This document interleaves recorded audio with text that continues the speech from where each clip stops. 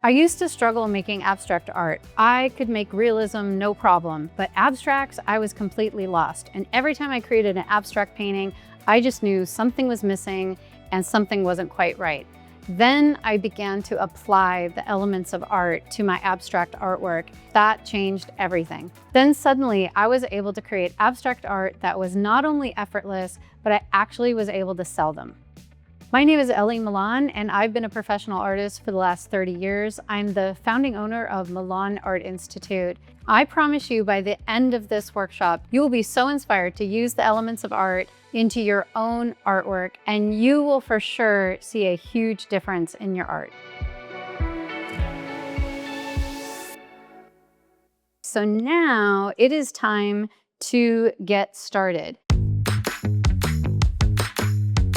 I collected these images. Some of them are like macro lenses of nature. I think these are germs or something, I don't know. So this is to just inspire me with line. Some of this is to inspire me with composition, different elements that I can put in there. It's just basically inspiration. I will borrow from some of these to use into my abstract.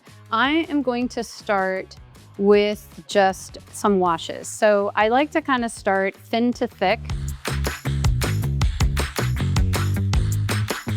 And I want to make sure that I don't make everything the same size. So I'm thinking about scale, and I'm thinking about the composition sort of, and how much of one color do I want? Like how much geography of the violet do I want as opposed to the yellow and the green? And I think I want it dominant in the violet. I also want to incorporate some neutrals. I don't want everything to be just bright, intense color. So I am going to add some black, some white, some gray. In the beginning, you can just be very spontaneous, just do stuff because it's just going to be built up in layers. I'm trying to kind of find a little bit of a composition. I'm thinking about background, resting space. What do I want maybe to come forward? Right now, it's all kind of the same, but that is what I'm beginning to think about right now is what is going to be background? What might be further away and sort of atmospheric versus what is going to be a little bit closer.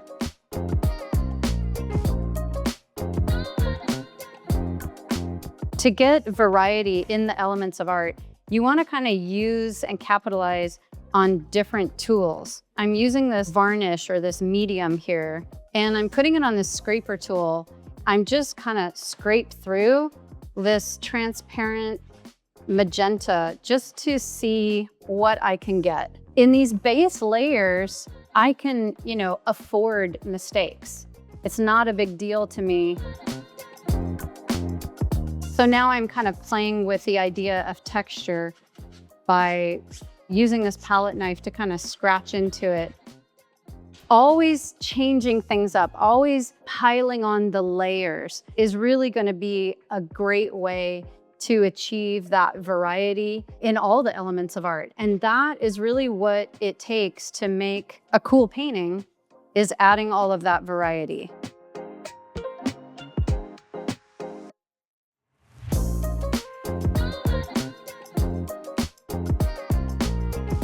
Okay, well, just when I said I was not going to put an equal amount of violet and green gold, look what I've done. I've put an equal amount.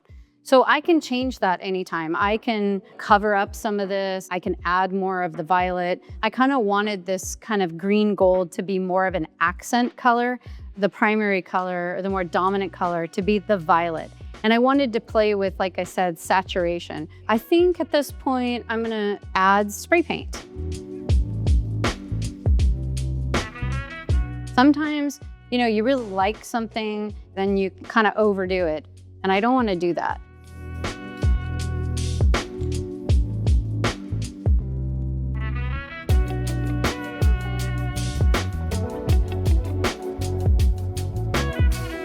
Maybe I will add, I don't know what's going to happen here. I'm just going to add this bright pink ink. I don't know if that was a good idea because now it's just going to all drift down. You know, if you blow it, you just kind of, ooh, have a happy accident. Look at that. I am liking that a lot. I would call this a very good, strong base. You know, the makings of a background down in here, all of the areas that are blended, not at war with each other, you don't notice them, they sort of sit back and kind of disappear into the background. That's going to be my far away, my background. Because with an abstract and all your art, you want depth. Now down in here, again, it's very mellow, you know, not a lot of contrast happening. So it's receding. And this over here is kind of receding. And these are acting as resting space. And I don't want to make this so busy. I kind of want to keep all my busy parts to a certain area and let the rest of it sort of be resting space for your eye. Otherwise, you just get overwhelmed.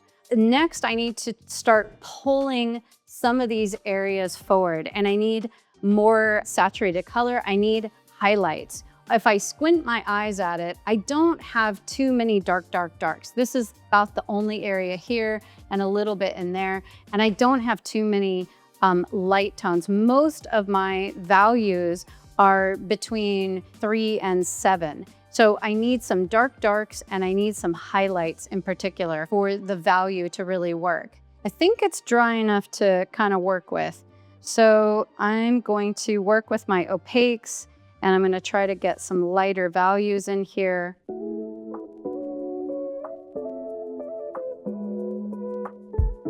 To try to get this to kind of go back, I'm working on what is furthest away, the background, to what is closest to us. So I'm just scumbling here, which is just using a very thin layer of paint and scrubbing the canvas to put a very thin kind of hazy, gauzy layer of paint on here to create that illusion of a mist.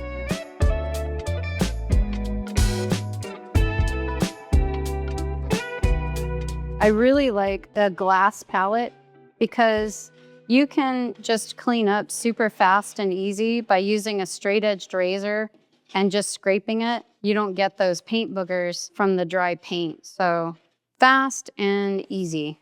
I think I'm gonna do some stuff in here with the roller because it's gonna add kind of this almost impasto texture to it.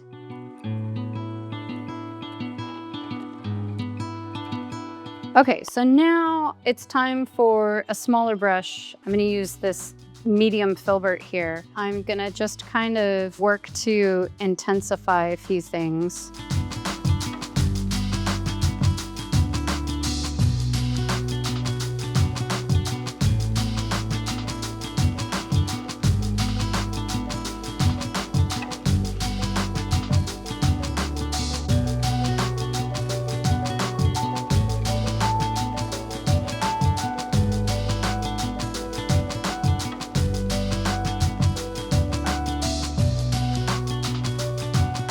In the initial, when I'm first starting, I think about color a lot because, you know, you're kind of laying the foundation of the color that you want to have. And then I've been thinking about value a lot and I'm trying to like pull these highlights here, you know, in certain areas. I lightened up a lot of things. I pushed that differential of the values.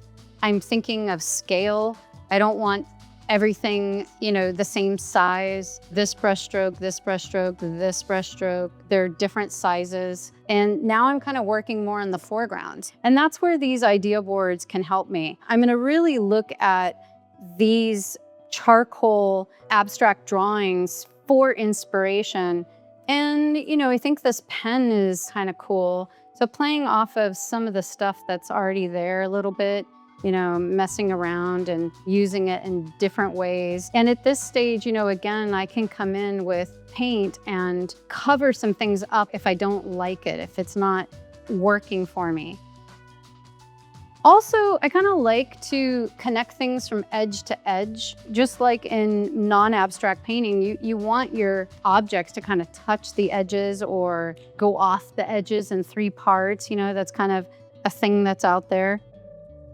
So I think like charcoal just gives just such a beautiful element, because you can just do something like that, come in with a dry brush, play with it a little bit, and as soon as you spray it, it's there to stay.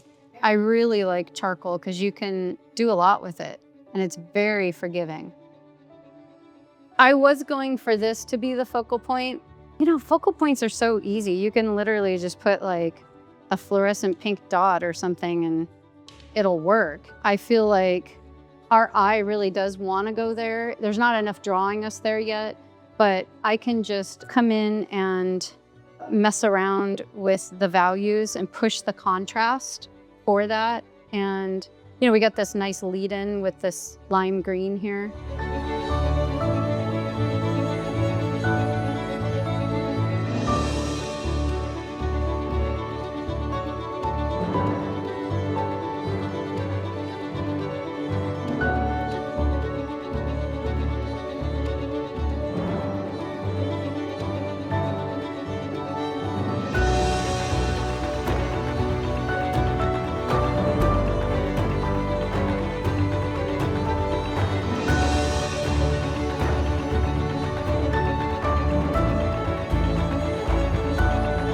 Okay, so this was really, really fun. I enjoyed exploring the elements of art with you. I had a lot of fun creating this piece.